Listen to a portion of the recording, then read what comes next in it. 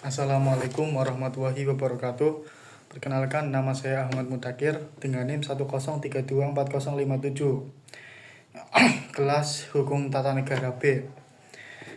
Saya di sini akan menjelaskan tentang jarima hudud. Jarima hudud adalah hukum pidana Islam yang bersifat tetap dan telah ditetapkan oleh Allah Subhanahu wa taala dalam Al-Qur'an dan hadis. Tujuannya bersifat preventif, mencegah kejahatan, dan represif, memberi efek jera. Di Indonesia, hudud diterapkan di Aceh melalui Konun nomor 6 tahun 2014 tentang hukum jinayat dan Konun nomor 7 tahun 2013 tentang hukum acara jinayat. Kemudian perbedaan utama antara hudud 1 dan hudud 2 dalam penerapannya terletak pada sifat dan ketaatan hukum serta ruang bagi hakim untuk melakukan penyesuaian. Hudud 1 merujuk pada jenis hukuman hudud yang bersifat qatli, pasti, dan taklid final, di mana hukuman dan kadarnya telah ditetapkan secara tegas oleh syariat Al-Quran dan hadis, sehingga tidak boleh ditambah atau dikurangi. Hukuman ini bersifat tetap dan tidak memberikan ruang bagi hakim untuk melakukan modifikasi. Contohnya adalah hukuman cambuk bagi peminum khamar, potong tangan bagi pencuri, dan rajam bagi pezina yang sudah menikah.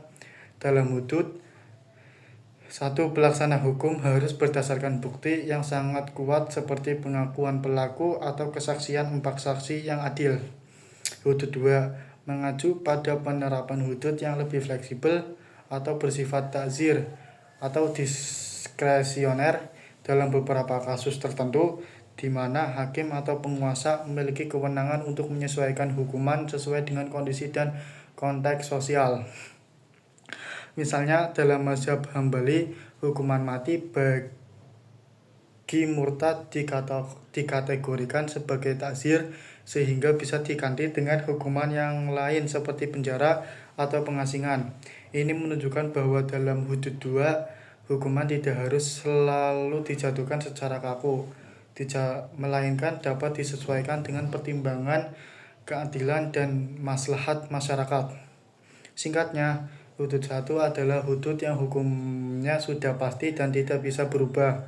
Sedangkan hudud 2 adalah hudud yang penerapannya memberikan ruang bagi hakim untuk menyesuaikan hukuman berdasarkan kebijakan dan kondisi tertentu.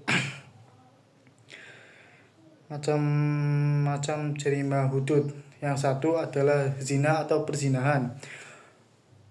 Hukumannya adalah cambuk 100 kali atau rajam untuk yang sudah menikah. Kemudian nomor 2 adalah qadhaf. Qadhaf adalah menuduh zina tanpa bukti. Hukumannya cambuk 80 kali. Yang ketiga pencurian. Hukumannya potong tangan jika memenuhi syarat. Yang keempat pemberontakan atau bugot.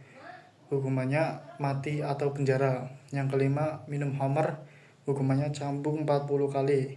Yang keenam murtad atau keluar dari Islam. Hukumannya mati setelah melalui proses taubat. Yang ketujuh perampokan atau hirobah. Hukumannya mati, salib, atau potong tangan atau kaki. Kemudian ciri khusus hudud. 1. Hukuman tidak bisa diubah, dikurangi karena sudah ditetapkan syariat. Yang kedua, hak Allah, sehingga tidak bisa dimaafkan oleh korban atau negara.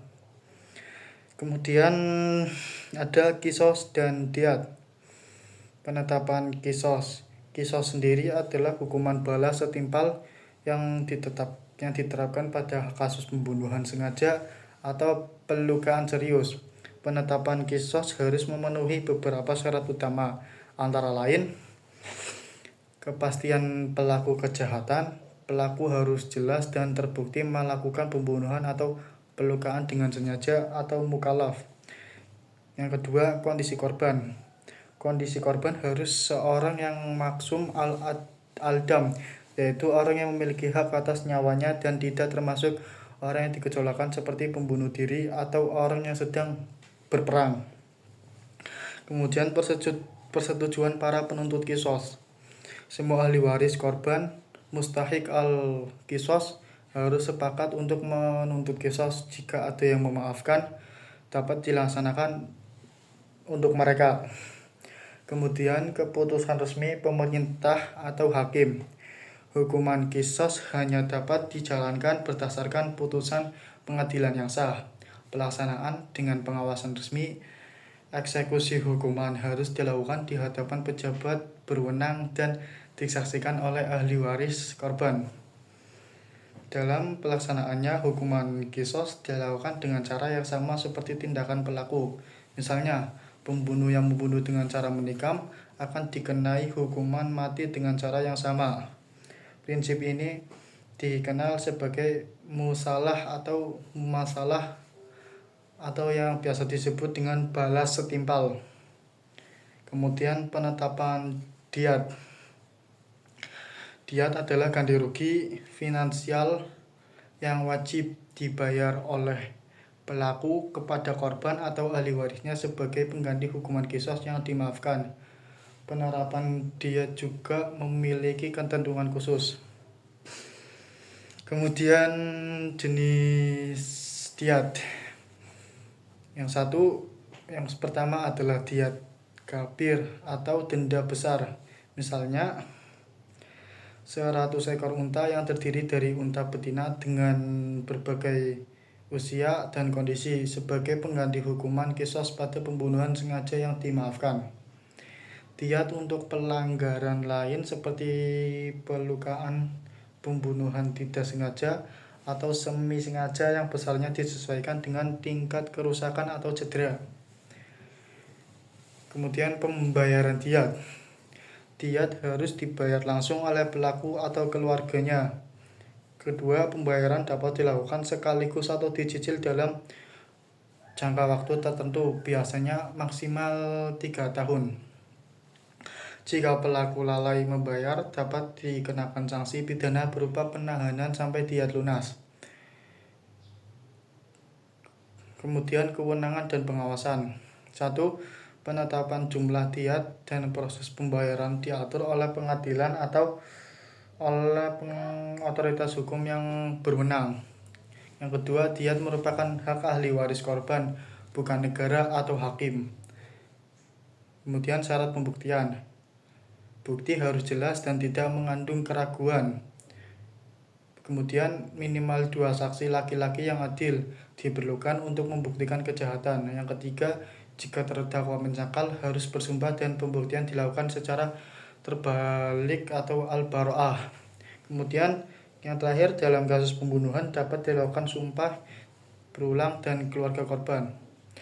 Kesimpulannya adalah proses penetapan dan pelaksanaan kisos serta diat dalam hukum Islam sangat terstruktur dan mengedepankan prinsip keadilan, kapasitas hukum, dan perlindungan hak korban. Kisos memberikan hak kepada korban atau ahli waris untuk menuntut balas setimpal, namun juga membuka ruang pengampunan dengan mengganti diat. Melaksanakan hukuman dilakukan secara resmi dan diawasi ketat agar sesuai dengan syariat dan norma hukum Islam. Lanjut materi yang terakhir, reformasi dan positifikasi hukum Islam. Nilai keadilan dalam konsep reformasi dan positifikasi hukum Islam tercermin sebagai prinsip utama yang menjadi landasan pembaruan dan integrasi hukum Islam ke dalam sistem hukum nasional. Dalam perspektif Islam, keadilan bukan hanya soal penegakan hukum secara formal, tetapi juga mencakup keadilan substansif yang mengedepankan kemaslahatan masyarakat dan menghindari kerusakan atau mafsadat. Reformasi hukum Islam bertujuan menyesuaikan doktrin dan penerapan hukum Islam dengan konteks sosial dan budaya modern agar hukum tetap relevan dan mampu mewujudkan keadilan sosial yang merata.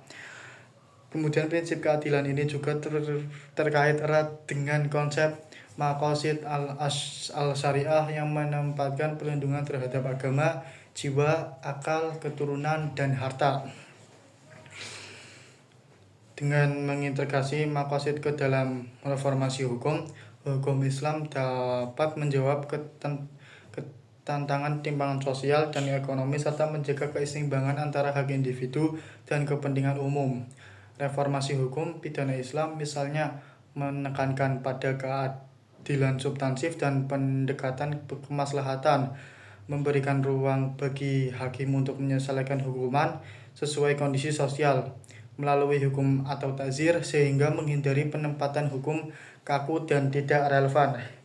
Sementara itu, positifikasi hukum Islam, proses memasukkan norma-norma Islam ke dalam sistem hukum nasional, dilakukan dengan tetap berpegang pada prinsip keadilan yang sesuai dengan nilai-nilai Pancasila dan Undang-Undang 1945.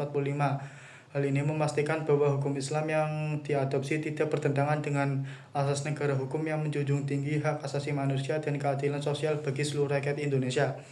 Dengan demikian, reformasi dan positifikasi hukum Islam secara bersama-sama berperan dalam membumikan nilai keadilan Islam yang holistik.